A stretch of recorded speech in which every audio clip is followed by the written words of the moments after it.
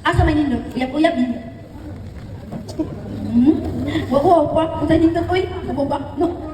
Mas nindot ang uyab-uyab, ingon ang paminyo. Pero ingon ang uyab-uyab, nindot ang minyo. Pasabot, ang nasa sulod, gusto mo gawas. Ang nasa gawas, gusto mo sulod. Diba? Kanang mga amiga na ito ba, ganahan ng mga hangin. Sige, pagkasalay, pero naghahan na mag-antos. Anak, ma'am. Hello? Yung mga hangin mo ka. Eh, di ba ang pausay na ito sa sulod? Di ba? O nga naman na, nanindot man uyab-uyab, guys, sa ninyo. Ang ninyo ko nung nagkadugay na kabati, sa kadugay na karamit. Kaya ano, ako na, utigon karong ako na. Kaya pinulungan sa gugma, kagigamit sa uyab-uyab, nakalimutan sa magtiayon. Palitan na ha. Inyo din, 5 language love yung title karon. O inyo pag galing ibuhat, mapadayon na.